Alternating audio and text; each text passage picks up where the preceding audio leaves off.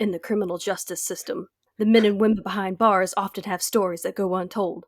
But today, we're cracking open the case of one such man. This is his story. I'm Lindsey. This is based on a book. Cue the Law and Order theme song. Dun dun. I'm Crystal. I can pretty much get you anything you need. And I'm Keri. And I'm innocent. Today, we are discussing one of the most powerful and timeless stories of hope, friendship, and resilience. Stephen King's novella, Rita Hayworth and Shawshank Redemption. And its iconic film adaptation, The Shawshank Redemption. We'll explore the journey of Andy Dufresne, his fight for freedom, and the bonds he forms within Shawshank Prison. Is the adaptation as strong as the novella?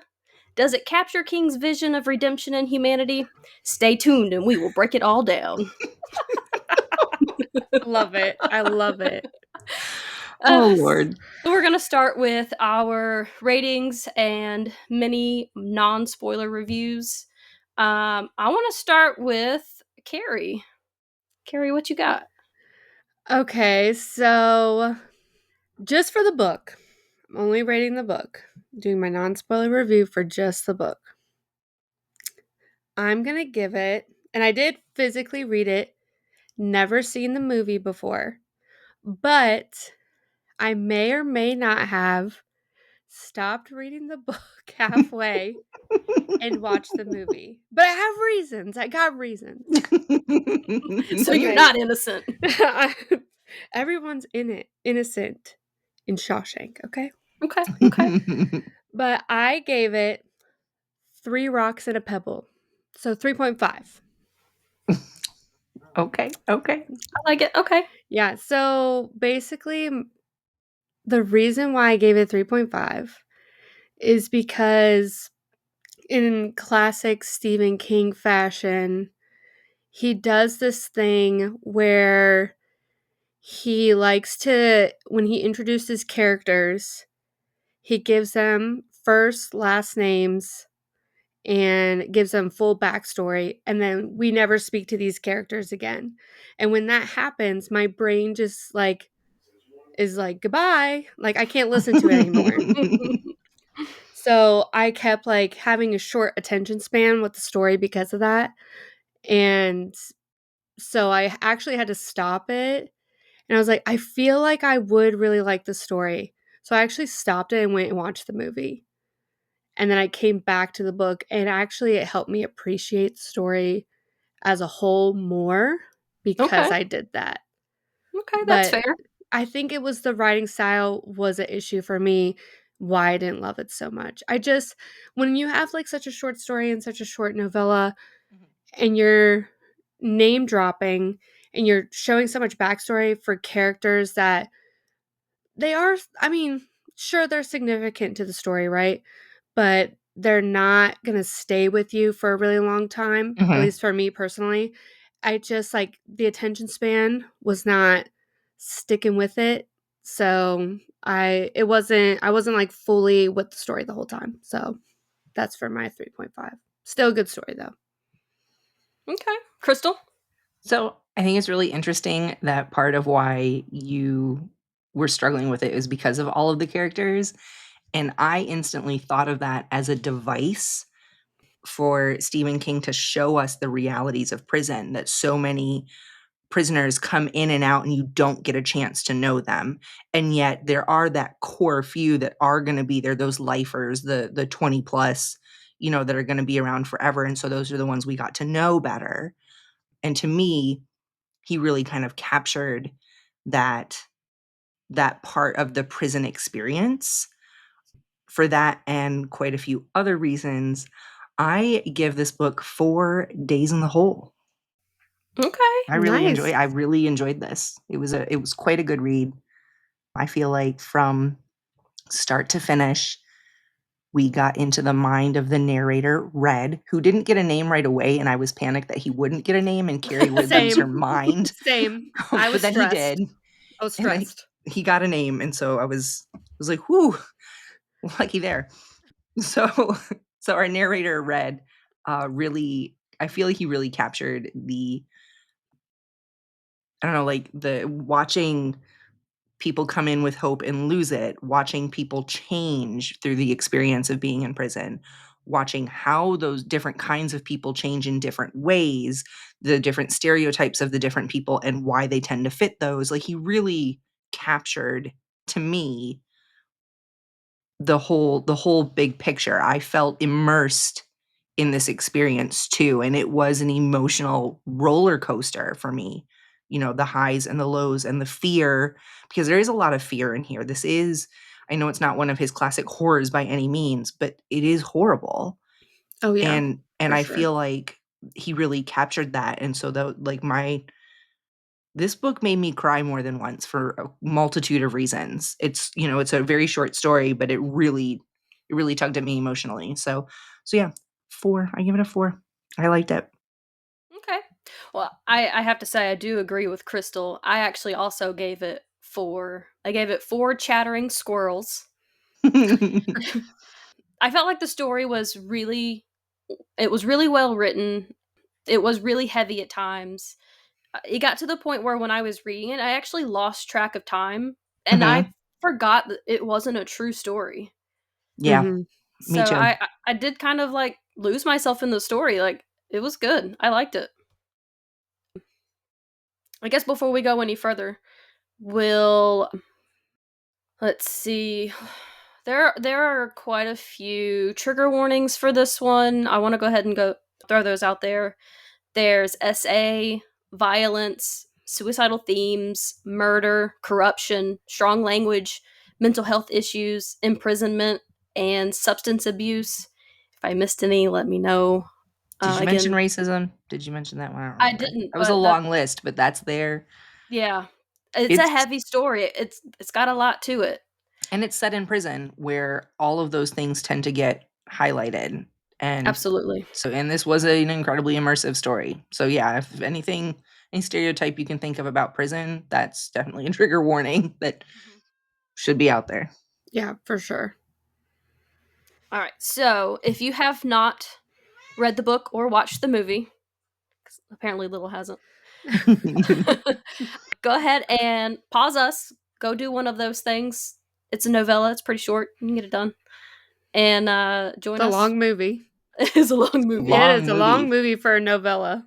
It always is, isn't it? Yep. But come back to us and we'll we'll discuss it all. All right, welcome back. We're Can back we in May. start with that though? Like the novellas have a tendency to end up being longer movies, and I feel like Mhm. that's because there's just enough open space left to interpret by the reader in the novella that directors and producers can really just and writers can run with it on the script. Mhm. And part of me hates that because I feel like what I had already developed in my brain and interpreted as the reader is always going to be different from how any, screenwriter would write it. But I also kind of love it because I feel like I get to see more of the world that I hadn't already thought of. Yeah. I think that what I found really interesting about this is okay, so the movie is what? Like 2 hours and 2 what? hours and 22 Yeah, minutes. 2 hours and 22 minutes. Novella is what? 100 pages, I think? Yeah, I I think think it's in the short 103. story yeah, Yeah. in the short story collection in different seasons, Mhm. it was about 100 pages. Yeah. And, I mean, my personal opinion, it was very, very close. The novella was very close to the movie. It was. So a 100-page novella was very close to a 2-hour and 22-minute movie. Mhm. That's crazy to me.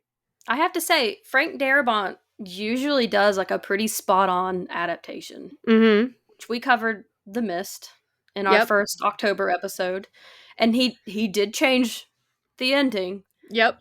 Just But a there little are bit. Just a Still little mad bit. about it. just a little. There aren't a ton of changes in the story, which I'll point them out as we come across them. Mhm. But he did a I spot feel on like they like adaptation. the And changes Stephen that King loves it. Mhm. yeah, and I feel like the changes were minor. Like they did Mhm. not necessarily change the storyline at all. It just I sped it up. just Yep. sped it up a little bit, cut out some things that didn't quite matter, left in the things that really hit hard in the Mhm. story. And overall, like, overall I really enjoyed the movie too. So Mhm. I'm glad for the experience of both. Yeah, even kept the same actors from the Mask. Yeah, I'm like, they That must have the happened. same casting person or something. Like, what is going on here? They're I'm just like, really good friends with Frank Darabont. That's yeah, fine. like honestly, Pretty that's much. honestly my favorite part of this experience. Like now I kind of want to start doing all of his movies just so I could be like, oh, they're all part of that group. Like they're all in the Right. same movies together. Mhm. And we got the guy from The Walking Dead again, Mhm. also in the mist Mhm. as the prosecutor, like in the beginning. Yep, the I very was like, Mhm. beginning. oh, Yep. look who it is. It's Dale. Except it's like a really young version of Dale. Didn't recognize him at first without Yeah, I think his gray Shawshank was the hair. first one that he filmed, and The Mist was the last one, and then the Yeah. Green Mile's in the middle. Yeah. I was like, wait, is that Dale? I was like, wait a second. I literally like screamed out loud. I was like, oh my God. It was hilarious. With this story, though, like I said, we're back in Maine. It is told from the perspective of Shawshank State Penitentiary prisoner Ellis Red Redding, who was played by Morgan Freeman in the movie. Did an excellent job. Loved it. Yes. Absolutely. Now his backstory was a little different between the book and the movie. In the book, in 1938, Red staged a car accident, having previously insured his wife for a large amount of money, but a neighbor and her child also got into his wife's car. As a result, Red was sentenced to 3 life sentences for the murders. And in the movie, Red is just in prison for a robbery gone wrong. But I Red didn't is even notice that. I didn't even notice that. yeah, Yeah. in the movie he says something about the robbery turns into a shootout or something. So Yeah, there I don't think I remember the movie him even mentioning Well, I what know, crime he I know did. he went over it a little bit at the beginning, but then he never mentions it again. right, Yeah. it's very quick. But One even in the sentence, it's book, done. he never talks about we find out what his crime was in the beginning, and then he Mm-mm. never mentions it again because there's no point, you Right. know? But he does admit that he's the only guilty person in Shawshank, so at least he Mhm. admits Right, his he crime. admits to it. Mhm. Mhm. But Red is also known for his ability to smuggle in almost any contraband via his connections. Mhm. And in 1947, Portland, Maine banker Andy Dufresne, who was almost played by Tom Cruise, but I know, I was saw that. actually played by Tim Robbins. I was like, thank God we did not have to deal with Tom Cruise again. I Which wouldn't. Tim Robbins ended up being in War of the Worlds with Tom Cruise, so full circle. Yep. Andy Dufresne arrives at Shawshank State Prison to serve 2 consecutive life sentences for murdering his wife and her lover, despite his claims of innocence. And one day in 1948, Red is approached by Dufresne, who asks him to get him a $10 rock hammer, which today would be $138. Yep. And he explains that he's collecting minerals. He's also been assigned to work in the prison laundry. And unfortunately, Andy is frequently attacked by the sisters. They are a prison gang, and their leader is Boggs Diamond. I'm not going to get into too many details I'm with not this. gonna get into details, but I feel like we need to spell out for anybody who's listening who has not read the book yet, this part is incredibly graphic in the book. Mhm. Mhm. It's Yep. not a comfortable read. Mhm. No, and it's implied in the movie. Obviously, you Yeah. don't see it, but it is Well, implied. also in the book, it is told in the perspective of Red. Yes, Red's Still. retelling the story. Yes, yes. he's retelling the story.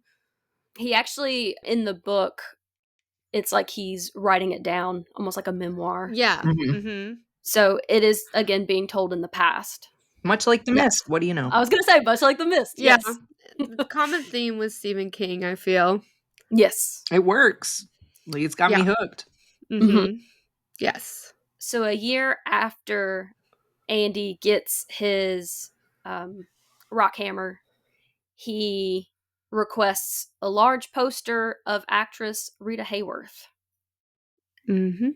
And the same year, They decide to retar the roof of the plate factory because they make plate like I guess it's like license plates in the prison. Mm. And Red, Andy, and their group of friends in the prison, they all get on the team to work on the roof.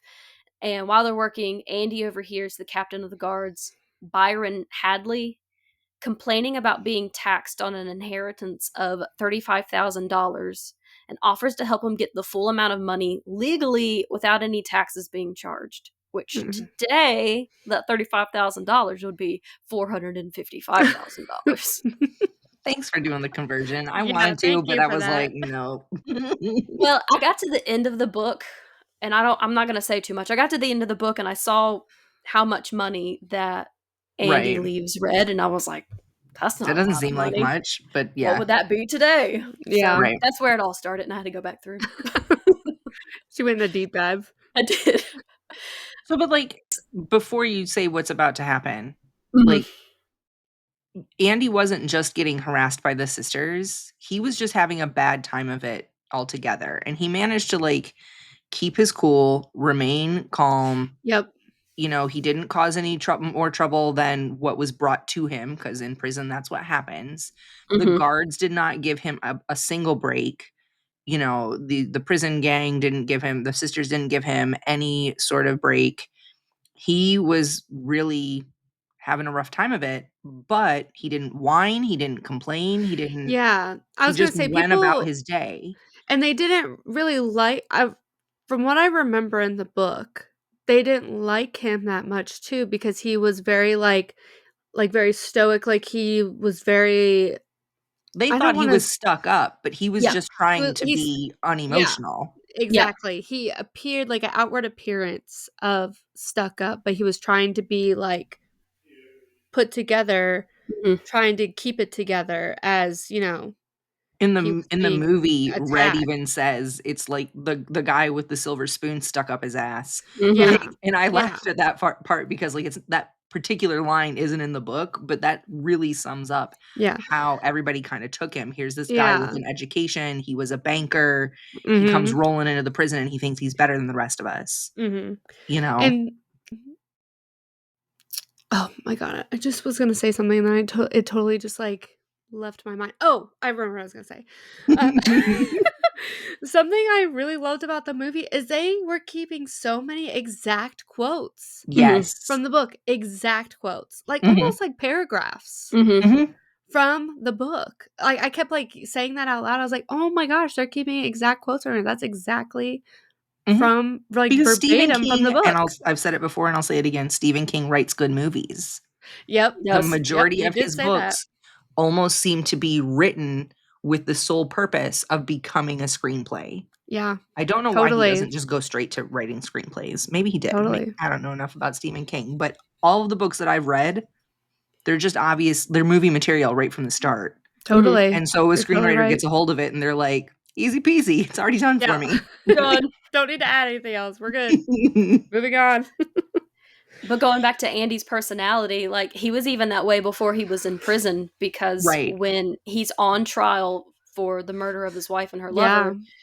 lover, Red kind of tells it like Andy is on the stand and he's giving his testimony and he just has this dead look in his eyes. Yeah, And he's doing that's himself no favors. Yeah. right. You know, That's the basically what jury, convicted him. the jury, the judge, they all think that he's not remorseful and that he's not even upset that she's gone. Yeah. But in reality, to Andy, he's like, I'm just I'm just trying to telling the stick. truth. I'm trying to be logical. I'm trying to stick with the Yeah. facts. I'm trying to just get through my day to day. Being emotional isn't going to help anything. Yep. You Mhm. know? Yeah, and that's what got him convicted. Yeah. Mm-hmm. So back on the prison roof, Hadley accepts Andy's offer, and as a payment, Andy requests that the prisoners are treated to beer, which was very nice because Andy isn't even a drinker. No. But this was, I mean, it was a power play because Yeah. Andy had something to offer the prison guard, which Mhm. the prison guards, for the most part, thought that all the prisoners were below them. There's nothing they could offer society, let alone us. They were Yep. worthless. So now Andy has a value to the prison guards Mm-hmm. And he's scored favor with a lot of the other prisoners. So like that was a brilliant move on his part. Mm-hmm. And the narrator even mentions it in the book. Red says that he felt the shift when Mm-hmm. like right there on the roof, he felt that shift happen. And it was then he talks about how like being an actual witness to that event, not just hearing it third hand or fourth hand, but like being there for that moment changed everything. Yeah, totally. So then, to kind of like scope Andy out, there's a scene that's not in the book that's in the movie where the warden does a surprise cell inspection, and Andy is reading his Bible when the guards come in and they start to tear the room apart and they're looking for contraband. Mm-hmm. And the warden notices that Andy is reading his Bible, which all of the prisoners get once they're admitted into Shawshank, and they start to discuss their favorite passages. The inspection's over, everyone goes to leave, and the warden is still holding Andy's Bible. They shut the I want to say door, but The they cell door? yeah, they Yeah. shut Gate? the cell door, and the warden goes, "Oh, I almost forgot," and he hands him the Bible through the bars, Mm-hmm. and he says, "Salvation lies within." Mm-hmm. Mm-hmm. Remember, this moment is Yep. important. Keep Well, it in mind. also for that whole scene, well, a couple things. He also looks at the poster on the wall. The He Rita, like is makes it Rita Hayworth or is it? Yeah, at that point, Yeah. I think It's still I Rita. believe it Yeah. is still Rita. He's Okay. looking at the poster on the wall, and he's like, "This is technically like contraband or whatever," but They he's also like, find "I'll let it stay." they find the polishing cloths too. Yeah, and they're like, "We'll just let it stay, whatever." And and then also something that is different from the book and the movie is that in the book, this particular warden doesn't come into later. Like they go through Mhm. like several wardens There's like in Right. the 3 book. before this one. Yeah, but in the movie, they just keep it there's just one warden throughout the whole movie, and it's one that's, like, constantly, like, carrying the Bible around and, like, talking about you can't say any, like, profanity and things like that, and that's kind of the warden that we meet later in the In the book. book. Yeah. So Also, this the is, like actor who played the Warden Norton, Mhm. that that character was executed so well to So me well. Mhm. because like it wasn't just that he was standing there self-righteous jerk all the time. He genuinely thought that he was better than and and this actor, and I should have looked it up, was so good at like he would say like what he thought was a witty line and he'd kind of grin at himself for his witty Mm. line. Mhm. Or, if he thought he was better than someone, you could just see on his face the like little bit of a smirk, but not gonna give it away. And it was the epitome of evil. And and he gave me chills. Honestly, like one of the best supporting roles in Yeah. I've seen in a long time. Like that character for not being a main character really freaked me out. Yeah. Mhm. Well, I'm Yeah. glad we're talking about Norton because I went I went through this deep dive conspiracy theory. Oh, I Oh love a my. conspiracy theory. Just tell us. So, you've got Andy Dufresne, whose initials are AD. Mhm. AD also stands for Anno Domini, or yeah, I think it's Domini, which is the year of our Lord. Andy's nemesis is the Warden, who is often portrayed as the devil. Another name for the devil is Lucifer, which stands for bringer of light. And the Warden's favorite passage in the Bible is, I am the light of the world. Oh my Oh, goodness. Oh my goodness. Yeah, that's That some was good. rabbit hole stuff right there. Love it. I'm gonna need you to do these every episode. Yeah, really. The- Also, I don't know if we mentioned this in the beginning. This was all of our first time watching the Yes. movie. yeah, this I've All of never us had read the book never or the seen it. movie. Yeah. Yeah. So this was all of our first time, which honestly is crazy because I feel like it is a very classic like movie. Mhm. Like everyone I talk to has already seen this movie. Yeah, or it's at just so least much So, easier to knows so watch much of the on streaming story, services. yeah. right? Yeah, true. Let's see, where are we? Um, Oh, we're So the just after warden, the cell, yeah. the shakedown. Yes. So after all this, the sisters then beat Andy again. This is just a normal occurrence that happens randomly throughout his time in the prison. And in the book, Andy pays off the guards and they beat Boggs. Mm-hmm. In the movie, it's Hadley that beats Boggs just because of what Andy does for the prison and Mhm. the worth he brings. That Hadley was like, that's not cool. We almost lost him.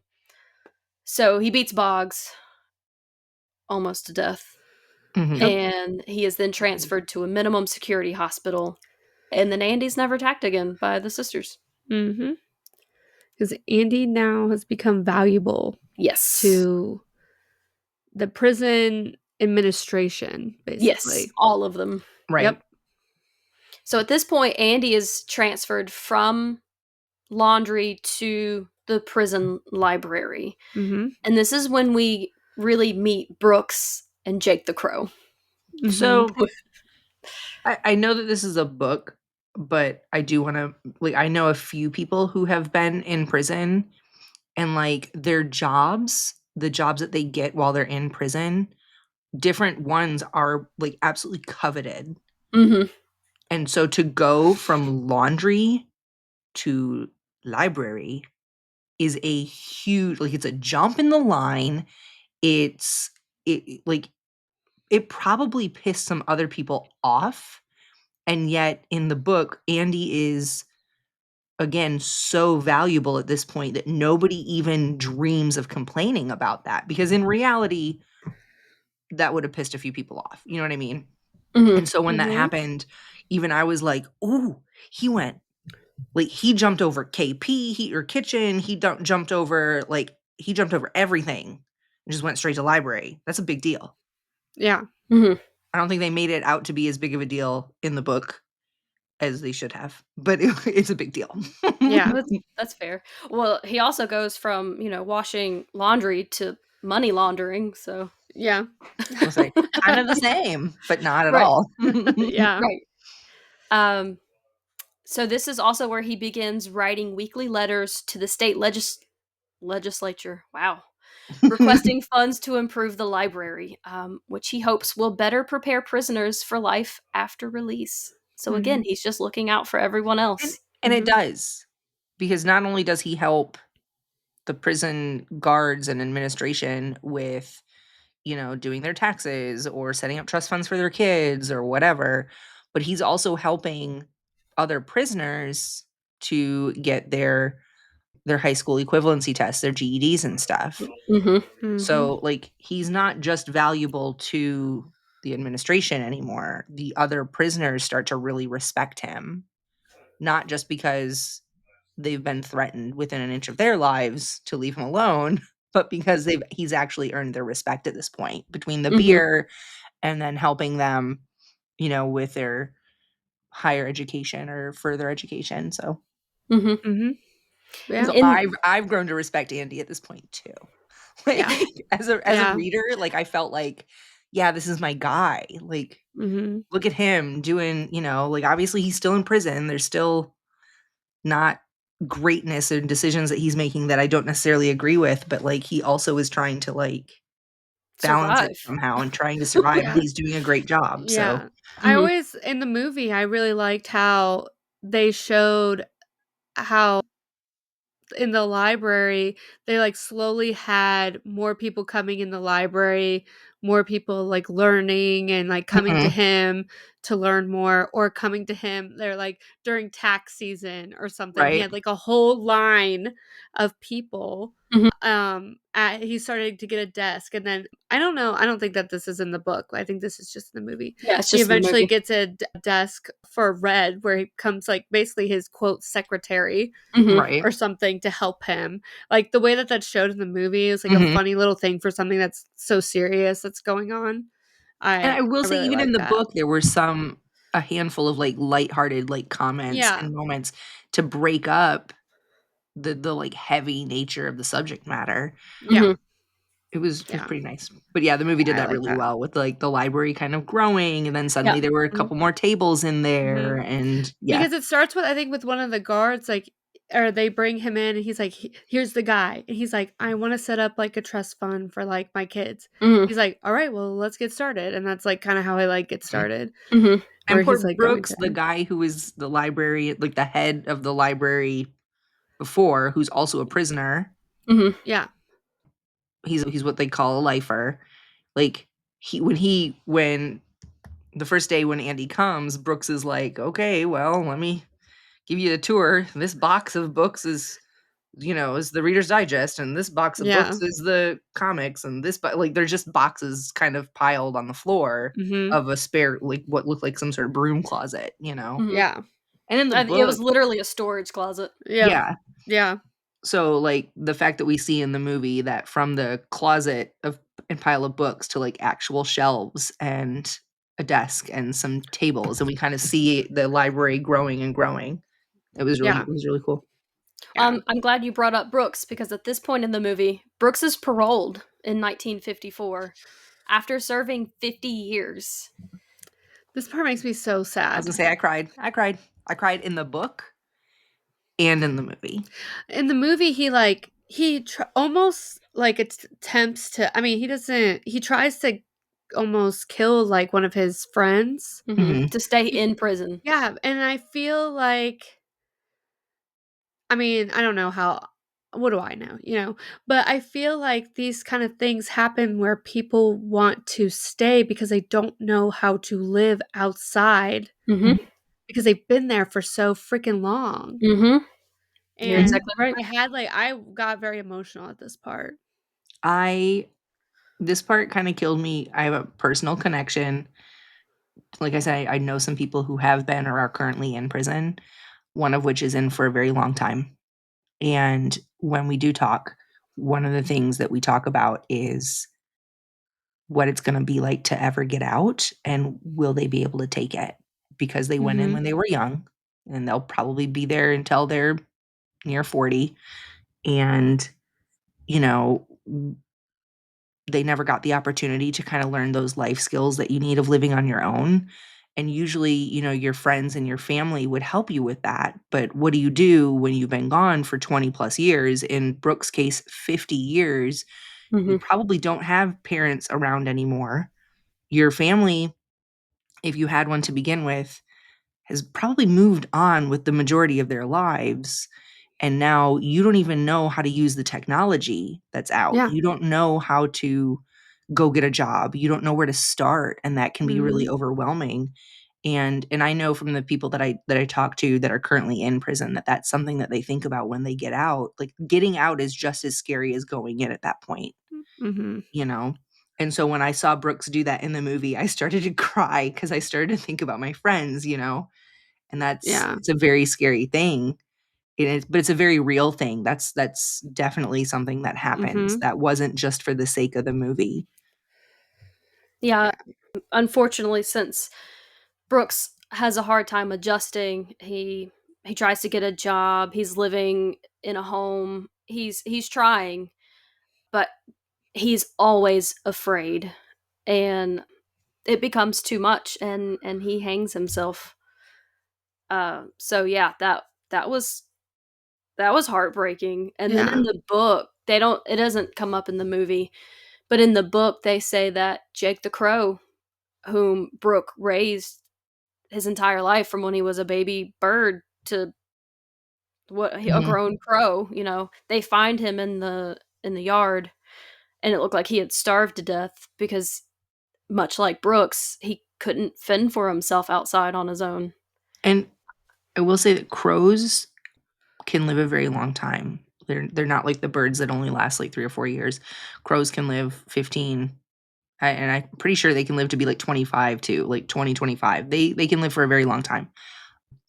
So, yeah, it wasn't super clear to me in the story. We could probably go back and figure out the math, but I'm pretty sure that this means Brooks had that bird for years and years and years. Mhm. So when they found him in the yard, I cried at that too. Like That really did upset me. I mean, Andy went into the prison in 1948, and at this point, he already had the crow. We're at 1954, so Mm-hmm. it gives you an idea that he had been taking care of this bird for years. Yep. So that was back at- depressing. Like, Yeah. super depressing. The was movie so has heavy. so much death in it. I was like, oh my gosh, this is horrific. Mm-hmm. It was really sad. But back at the prison, the legislature sends a library donation that includes a recording of, I think it's called The Marriage of Figaro. The Marriage of Figaro. Figaro. Oh my God. Figaro. Duh. By You sound like Mozart. me. I looked this up. This is not in the book. So No, it's not. No. No. nothing even close to this is in the book. So I realized that the director or the screenwriters or whoever had to have put this in for a very specific reason. I read this. So the story behind it, yeah. The story behind The Marriage of Figaro, when it originally came out during the French Revolution, it horrified the aristocrats because it specifically focuses on class tensions and the limitations of rank and privilege. And it brings up repeatedly the idea of servants revolting against their masters. So the fact that he stopped and played this and turned the volume all the way up and put it on the PA for the whole prison to hear. And then Red was like, don't know what those ladies were singing about, but I was sure glad to hear it. Hope it was beautiful. Like, I wish you knew. I wish The you knew. The actor, what's his name that plays Tim Robbins. Yeah, Tim Robbins. He actually, it wasn't planned to turn it back up. Mm-hmm. It wasn't even planned. He actually did it. did it himself. He was just like, I'm just gonna keep doing this. Mm-hmm. This is also That one wasn't of even in the the script. very, very few scenes in the movie where we see him smile. Yeah. He was genuinely happy and showing an emotion in this moment. And, the warden and the guard Hadley, they're like banging on the door, let us in, let us in. And he just kicks back in that chair and grins. And I thought to myself, yeah, bud. Again, at this point, Andy and I are best friends. Like, I'm pretty sure the director put that in because he said while writing the script he was listening to a bunch of Mozart. Yeah. I think I read that. Yeah. Yeah. I just think it was so neat that it turned out to be the servants revolting against their masters. I was like, I love it. Oh, that was excellent. That really had me very excited. I was like, pause the movie, Google, Yeah. Well, because of this stunt, Andy is thrown into solitary. Once he is released, he explains to Red that hope is what gets him through his sentence. This is how he made it through solitary. This is how he's making it through his time in prison. Is hope. I think this is probably one of my favorite themes of the whole story is that Andy and his hope and Red with no hope. Because Red is kind of, I don't want to say he's mad at Andy, but he's worried about Andy because he thinks that this hope could destroy him. But there's no point in having hope here. You're stuck here. You're going to be here forever. This is only going to hurt you. You probably need to give that up. And that happens in the book and in the movie where they're at odds and Andy's just like, I'm never going to give that up. I'm never going to give that up. And Red's over here like, I hate to see you like this. I hate to see you disappointed and hurt and broken because they will break you, And he's like, they can't break me as long as I have this hope. There's a big scene toward the end that I'm going to bring up where hope comes into play again.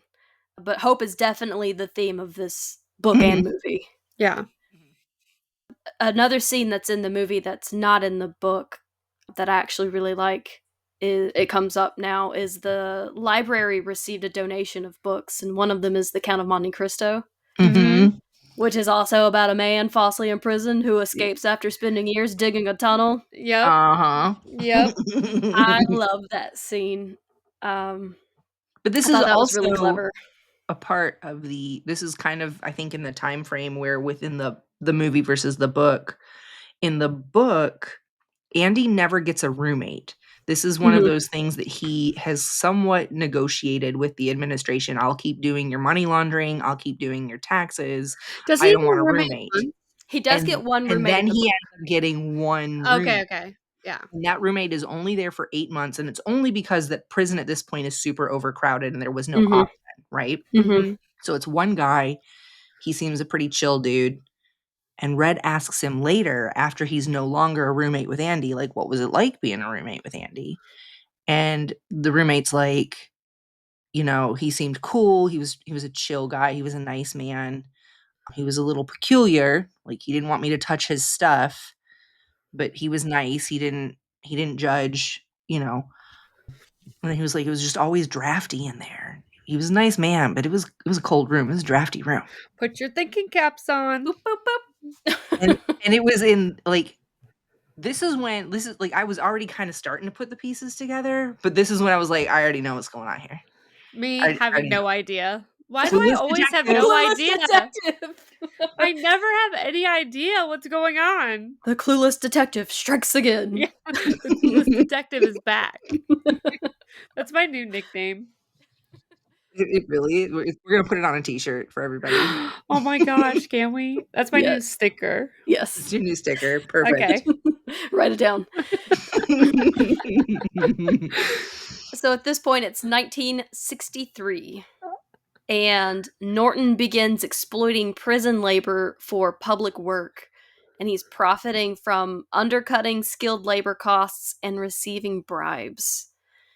And Andy admits to Red that he is laundering the money, and he's using an alias named Randall Stevens. Which Such a boring name. It better be. It's perfect. It's really Yeah. perfect. Inconspicuous. It's supposed to be. Yeah.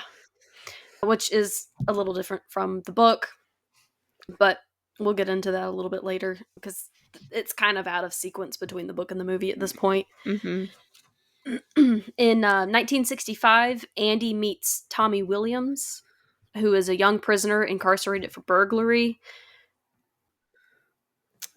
In the movie, we get more of a backstory to Tommy. We learn that he is a young father, he has a young wife.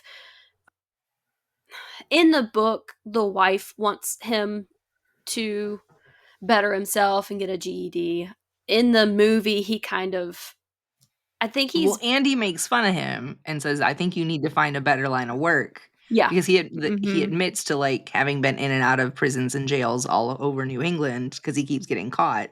He's like, I think you need a better line of work. You seem like a really bad thief. Like, I cracked up. Yeah. But these are those moments of like levity thrown into this heavy stuff, you know? Yeah. So in the movie, Andy does help Tommy get his GED. At the point, so he takes his test. They don't know if he passes or not. Andy actually sends the test off for him. But Andy's actually in the hole when Tommy finds out that he passed. And But he's in the hole because Tommy told him what he found out or what he, like, you explain it. So Yeah. It's convoluted. I'll let Lindsey do it. So in the movie, Tommy sits Andy and Red down, and Tommy admits that he was previously in another prison. He had a cellmate, and his cellmate admitted and bragged about committing the murders that Andy was convicted of. Yeah, because he heard from someone about Andy's. Right, because Andy wasn't like going around telling why he was in prison. Yeah, because he was And innocent. yeah, Right. But like, Tommy gets curious and asks somebody else, and then was like, "Wait a minute, what?" yeah, and when he's he like, heard the ding, whole ding, story. ding. He recognizes. He puts that the dots story. together. He is not a clueless detective. Hey, Dang. So Andy does go to the warden with this information because it just further proves that he's innocent. Yeah. And he He's goes like, to we got to get all like the people together so I can go back and we got to go to court and all these things. I have super evidence obvious. here. I have a Like, witness. and obviously the warden knows that Andy knows too much about the laundering and all of the guards that he's helped. The warden's not having it. He's like, yeah, no one's going to listen to you. We're not even going to try. And obviously, Andy keeps arguing his case, and the warden sends him to the hole. Yeah. Andy's like, I'm not going to tell anyone what's going on here. And I then, just like, want to that get sets out. the warden off. He's like, oh, Right. no. Mm-hmm. So, yeah, that's when he's in the hole. They find out that Tommy actually did pass the test.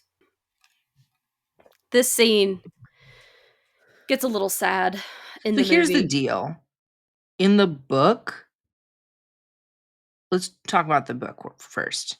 Mm-hmm. In the book, the warden tells Andy that he got Tommy transferred out to a better.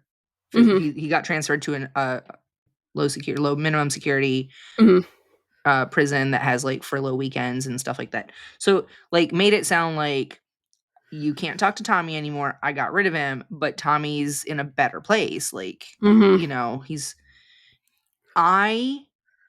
in like reading this, I said to myself, that's not what happened. Like, Uh-huh. that was too good of a story. Yeah. So the fact that they change it to what I thought it was, Yeah, where the they make it movie. blatantly obvious. Yeah.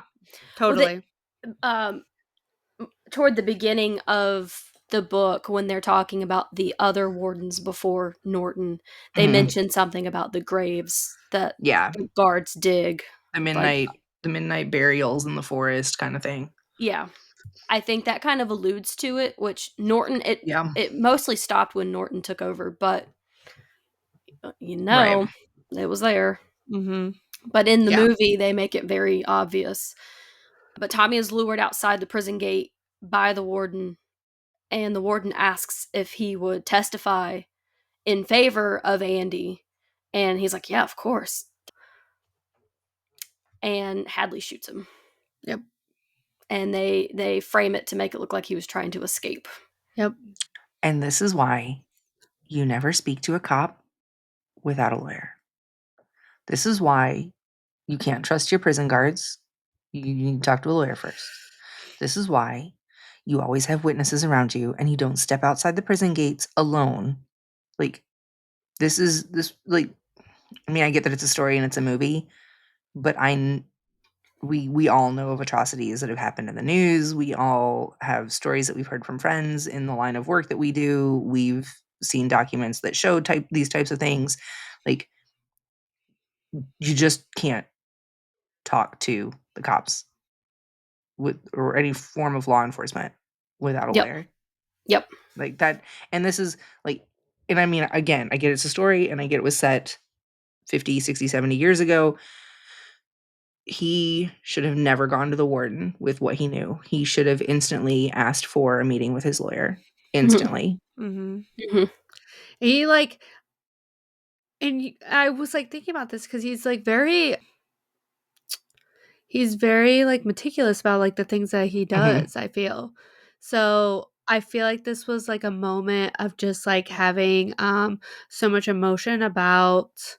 I think it was an overabundance of emotion on Andy's part, And which is trust. right. And he Yeah. trusted the warden. Yeah, he had trust He towards had the built a warden. relationship with the warden. Yeah, totally.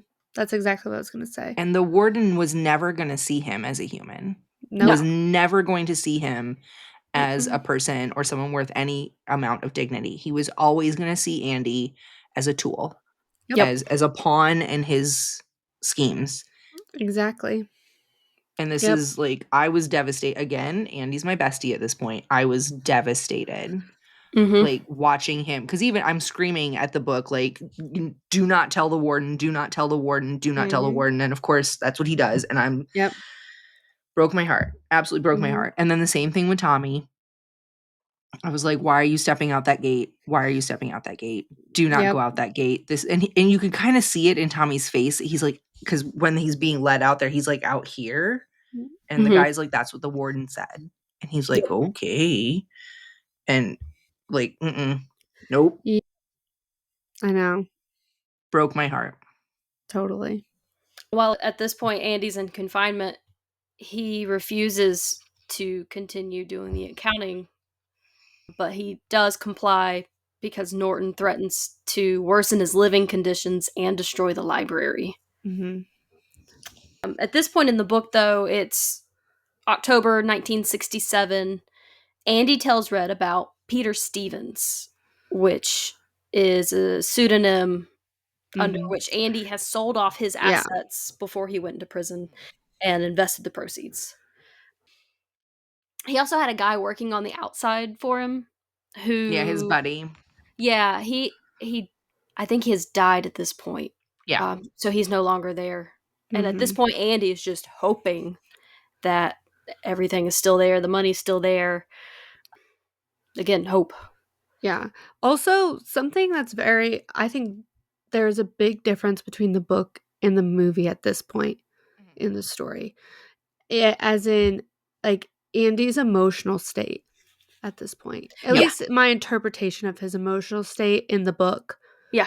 Versus what we're seeing in the movie. In the movie, he is, like, very, like, he's hitting, like, a very low point. He's Mhm. at, and in even the the other movie that we prisoners can see physically that see. he's hit that breaking point. And you know? everyone, all of his, like, people and, like, Red and everything are very scared. Mhm. They're scared seeing Andy right now. They're like, I don't recognize him Mhm. anymore, like, because he is hitting, like, his ultimate low at this point. Mhm. In the book, he's almost hitting, like, they're, like, a little freaked out because he's almost, like, so hopeful in the Right. book. Like, he's Yeah. almost, like, they're like, whoa, like, you're almost, like, too hopeful right now. Like, what do you almost have, like, something up your sleeve. Like, what do you Right. know Like, that you I just had don't this know? devastating thing happen to you. Yeah. You're obviously trapped here for at least another 30, 40, 50 years, and yet Yeah. you seem to be okay with that. Yeah. Right. And in the movie, they're actually looking out for him because they're afraid that he is going to hurt himself Mhm. at this point. And in There's the also book, a big difference in the book and the movie here because, like, in the movie, from him getting out of the hole and Norton threatening him, there's, like, it seems like just a couple of weeks go by. yeah, Mhm. And in the book, like, a decade goes by. Like, yeah, it's yeah, like 7, 8, 9, and maybe even 10 years. Like, a long time goes by. yep, Like 2 And months in the movie. and I think the difference in the book and the movie at this point is that in the movie or in the book, I feel like this is when Andy is like the idea of a plan that he had turns into this is the plan yeah, I'm gonna commit to now. yeah, Mhm. And in the movie, I feel like he had already committed to the plan long before that, and he just knew he needed to speed up his timeline because he was like, "All right, let's go. Like, yeah, this guy's kind of being an ass. I've done all I can do here. It's time to get out." yeah, yeah, that makes sense. But he tells Red that one day Peter Stevens will own a seaside resort hotel in... I think Don't try. it's I'm not. Yeah, Yeah, don't. I some think it's Mexican village. I think it's Like, Zawatano, Mexico. I'll trust you on that one. they only pronounced it twice in the movie, maybe 3 times, and I listened real hard, and I was still like, I'm not gonna try. I think I was writing out pronunciations like 3 or 4 different times, different ways. I was like, is it this one? Is it this one? It starts with a Z. It ends with an O. It's in Mexico. There you go. You go. Apparently, it's beautiful.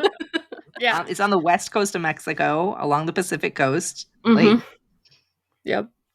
So like we were saying earlier, in the movie, Andy is released from solitary confinement after 2 months, and he asks Red to promise, once he's released, to travel to a specific hayfield near Buxton and recover a package that Andy buried there.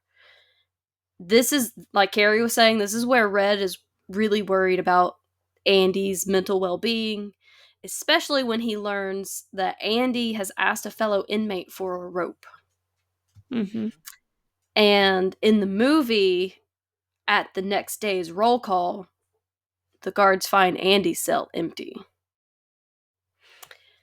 In the book, what were you going to say? Okay, I was gonna say that this part. Okay, clueless detective over here. Here I come in. All right.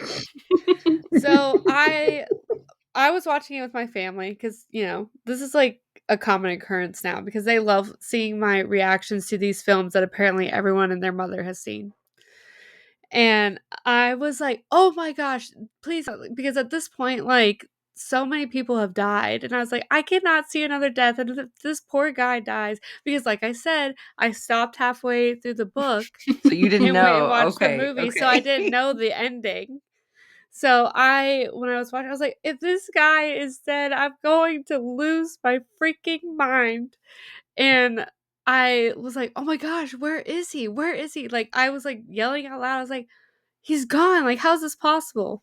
I I just will wanted to say, say my while I was reaction. reading the book, because I'd not seen the movie before, so I didn't know the Mhm. ending, and I'd Yeah. never read the book, and I knew what Shawshank was kind of about, but I never knew. So even as I Mhm. was reading the book, when he finally disappears, I'm like, "Oh no, they're gonna just find his body somewhere. He's not gonna have made it." Like Yeah. I was terrified that that was gonna be the Yeah. end. Like I was because it was really towards the end of the book too. It's a Yeah. short story, so you only have so Yeah. Mhm. many pages left, and I'm thinking he's a goner, like, I you was like, "Is know? this gonna be really depressing and sad at the end? I don't want it to be." Well, I just want to go back to the book for this point because I kind of want to. There's a difference in time frame, like we mentioned, Mhm. Mhm. and in the book, it's March 12th, 1975, and Yeah. Andy has been in prison for 28 years Mhm. at the Mhm. point that he disappeared from his locked cell. In the movie, he's only been there for 19 years, so there's quite a difference in length there. Yeah. But his cell's empty. Norton's brought in. He throws a hissy fit in the movie, starts throwing rocks, and he discovers that the poster that is on Andy's cell wall is covering a perfectly round, man sized hole. Why was it perfectly round? Because Andy.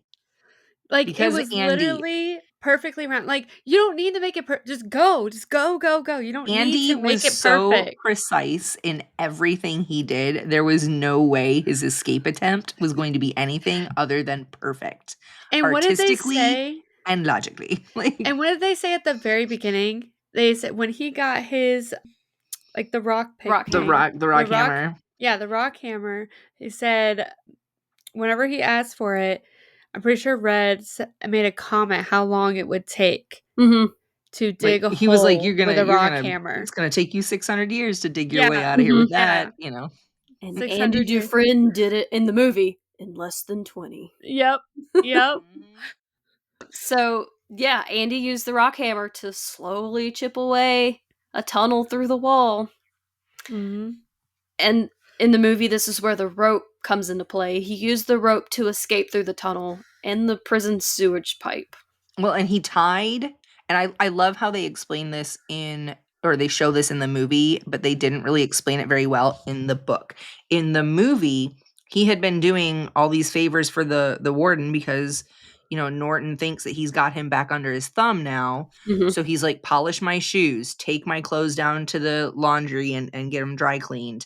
And so Andy steals Norton's suit and his shoes, and he wears them under his prison clothes to go back to his cell. But then when he gets back to his cell, he takes them back off again and puts on just his prison suit and puts those clothes and those shoes in a plastic bag that he ties with the rope and drags behind him through the nasty sewage pipe so that when he gets out on the other end, he has a change of clothes. He Mhm. also swapped out the ledger. Yes, and that was not Yes. in the book, but I love that. Right. Yep. And Because the in the ledger. book, he just had money invested from before he went Mhm, into prison. mhm. But in the movie, he was like, I'm going to take everything I smuggled for you. It's Yep. mine Mhm. now. You Mhm. broke. Yep. Like, Yeah, that ledger contains all of the evidence of all of the money laundering, the corruption at Shawshank, everything. Mhm. So while the guards are searching for Andy, he poses as Randall Stevens and he withdraws over $370,000 of the laundered money, which is $3,535,000 today. I knew you'd know that. Thank We you. love to see it. And then he mails the ledger to a local newspaper. And the Which is state brilliant. police.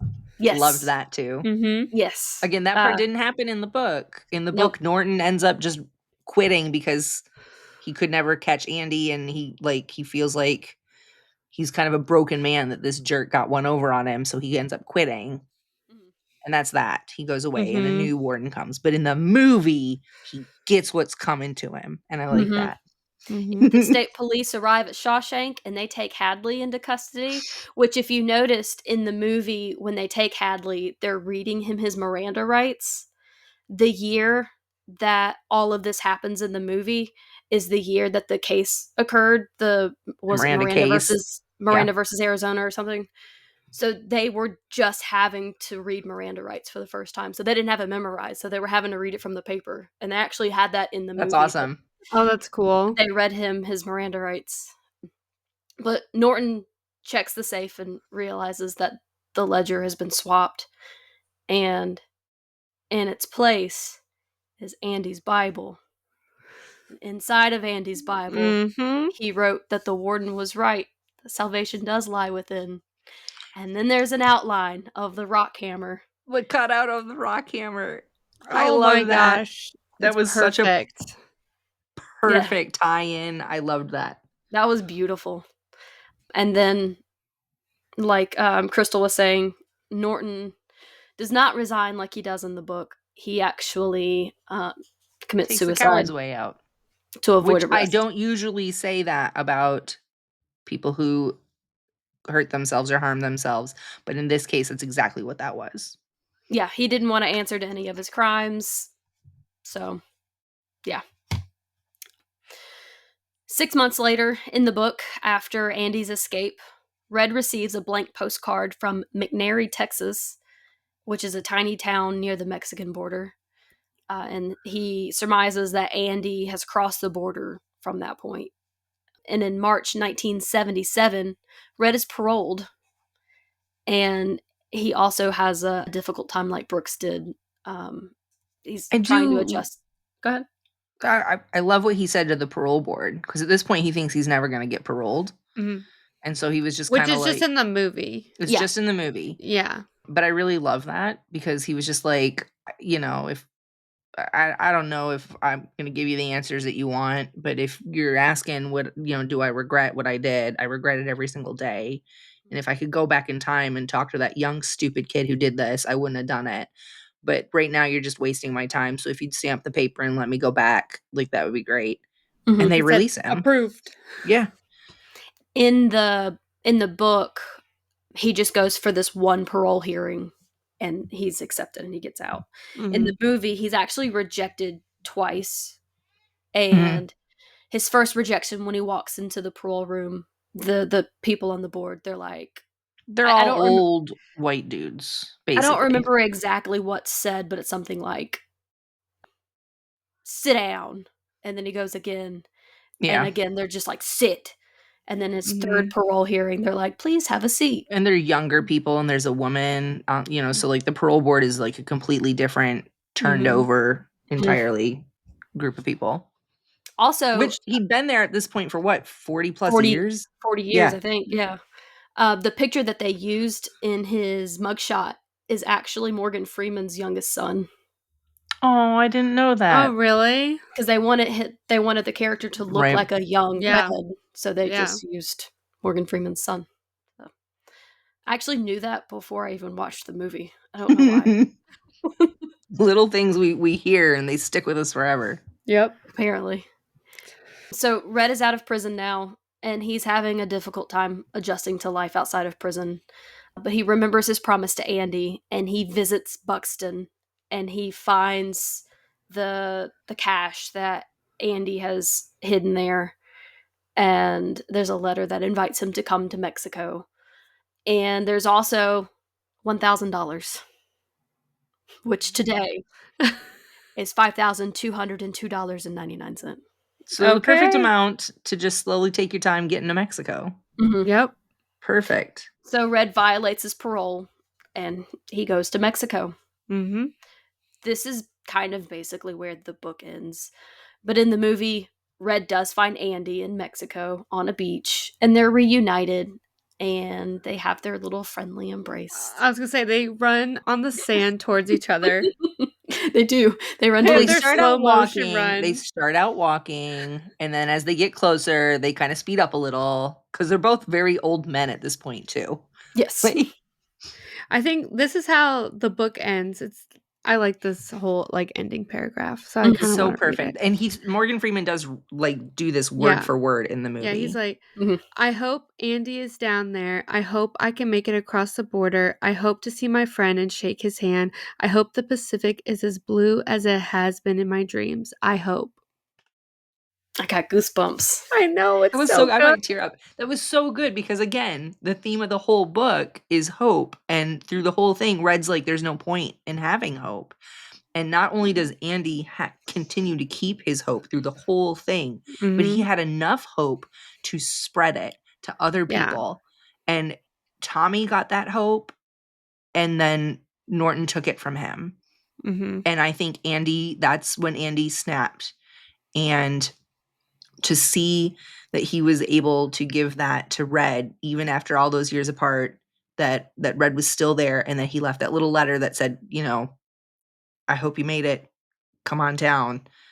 Like, that was so beautiful to me. And then for Red to say in the very end that I hope, that just Yeah. like That was so good. goosies. I Yep. cried. It was. Speaking of hope, the harmonica is used throughout the movie as a symbol of hope. Mhm. Andy relates music to hope, and Red admits that he quit playing the harmonica after he was incarcerated.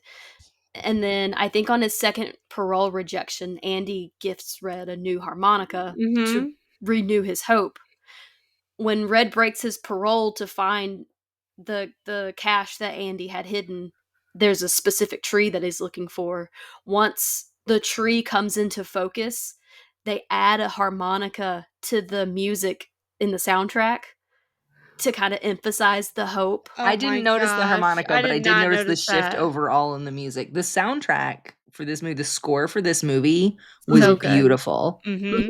Beautiful. Yeah. Very, very good. I was listening to it while I was reading the rest of it. I think the score got nominated for an Academy Award, I think. Well, didn't this movie, like, when it first came out, it actually didn't get, like, the best reviews. It actually No, bombed. but Yeah, it and bombed then because it came out like the same year as Forrest Forrest Gump. Gump. yeah. The same year as what I have. There's a whole list. Quite a few big Yeah, like a movies. ton of big movies came out right around the same time, so it kind Yeah. of got buried. And that then it just got, like, a lot of good reviews and was, like, nominated for, like, best, like, screenplay or something, it and was then nominated for best screenplay, best actor. Hold on, I had it pulled up just a minute ago, I swear. yeah, it did It pretty really well after that. it got reported for or nominated for 7 Academy Awards, which is the most for any Stephen King film adaptation. Best Picture, Best Actor, Best Adapted Screenplay, Best Cinematography, Best Film Editing, Best Sound, and Best Original Score. Mhm. Mhm. Yeah. It was very, very good. It I'm was gonna so be good, it just got honest. buried. Yeah, I'm gonna be honest. I personally liked the movie a lot more than the book. Like, the movie really, really stuck with me. I was, like, thinking about this. I mean, maybe I had, like, this moment where maybe this is, like, really silly to say, but sometimes, you want like, you usually will gravitate. This is just my personal experience. I'm not gonna speak for anybody else. My personal experience is that I will gravitate to, a movie that's gonna have, like, more, like, women in it, Like, Mhm. I'm just gonna gravitate towards that. That's just what I'm gonna do. So, the fact that this movie does not have any women in it, Mm-mm. there's no women in it at all. And I fell in love with this movie. Like, I really and I usually I wouldn't I'm not usually watching a movie that doesn't have, any women in Right. it. It's just, like, not what It's I'm a usually really watching. heavy subject. Mhm. Yeah. There's no women in the cast. Yeah. But it's so good. It's It's so incredible. compelling. It's so thought-provoking. Yes. It makes Everyone should you watch this. everyone should definitely watch this. I would argue that everyone should probably read this book 'cause it's not like it's a particularly Oh, hard yeah. it's an easy read.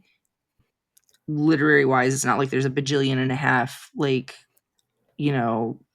big words or anything in it. It's Mhm. a fairly easy read, I think, if you're an adult. It's Besides that definitely if place you're in an adult.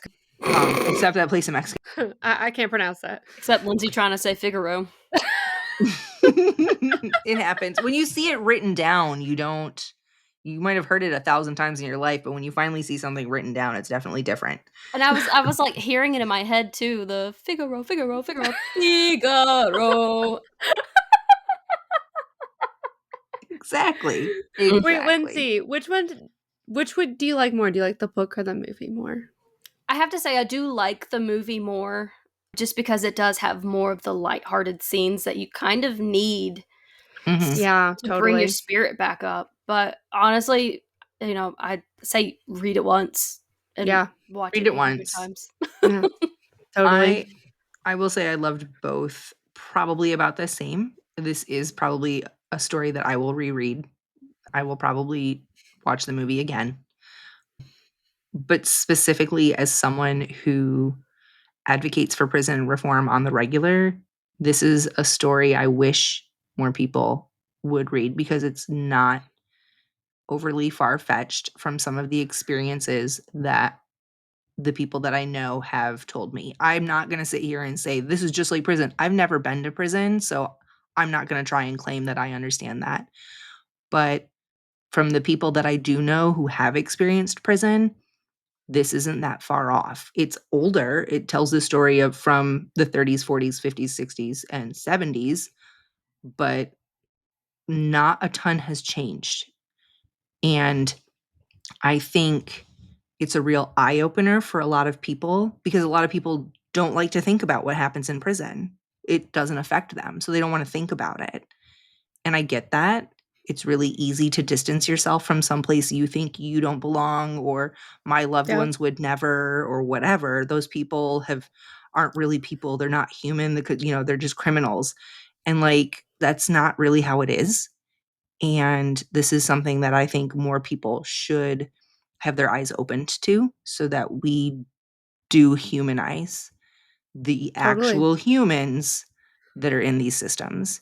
So I think it's really well written. It's a great story. It's an emotional roller coaster. I loved it. I loved the movie, but it's also a really good eye opener for a lot of people, I think. Yeah. Totally. That brings us to our question of the episode. If you were stuck in a place for 19 plus years, what hobby or skill would you master to pass the time? Keri? Why do you always pick me first? Because you were real hush hush about your answer. I mean, nobody knows mine either, so. I was just like laughing because we were talking so serious about stuff, and they were like, "What hobby or skill?" Right. That's true. We did switch it up. Okay. Well, Lighthearted? let's get lighthearted after all this seriousness. If I was stuck in a place for 19 years, honestly, okay, my answer is really stupid. Whatever. You always say that, but I always love your answers. So I've always wanted to be like get really good at She's cracking herself up. Oh Lord. I always wanted to get really good at like stretching and being flexible. Okay. The yoga master over here. Yeah, I've always wanted to do that. So I probably would try to learn that skill, like almost be really good at yoga, be really flexible. That's fair. So that's what I would do. That's a good way to center yourself too, so Yeah. There you go. That'd be awesome. Yeah, meditating, all that stuff. So that's what I would do. Crystal?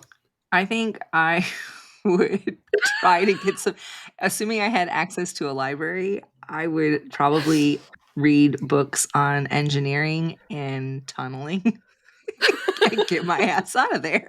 Like, Gonna take a page from Andy's book. Pretty much. And be like, blueprints. What's this? Like, I would learn how to read blueprints. I would learn about engineering. I would learn about mechanical stuff or whatever. And You're doing important things, me. you'd be the one I would come to when I'm pissed off because something I tried didn't work. And you'd be like, namaste. Yeah, that's a good team effort. And I'll just follow you out the hole. Give me a musical instrument. You'd be flexible enough you could. So yeah, okay. Give me a musical instrument. I'm learning guitar. Oh, yes. Get it? I don't think they let you have guitars in prison. They got too many strings. I want to be like, all right. Are we in prison or are we just like in a place for 19 years? We're just in a place. Okay, we're just in a place. Okay. So Crystal's just digging a tunnel for no reason.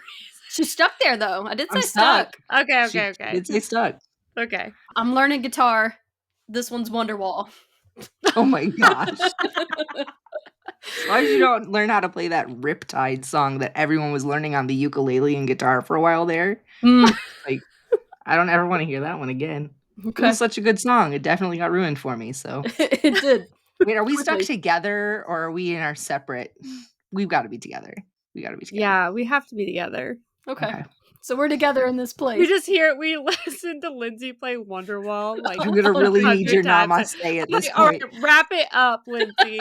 Let's play a new song. I'm over here song. And I'm out. Crystal is trying to dig a tunnel faster. Get me out of here. It's your motivation. Perfect. So Wonderwall. Oh Lord. Just for Crystal. All right, well, we're going to cut it there. Ends our time at Shawshank.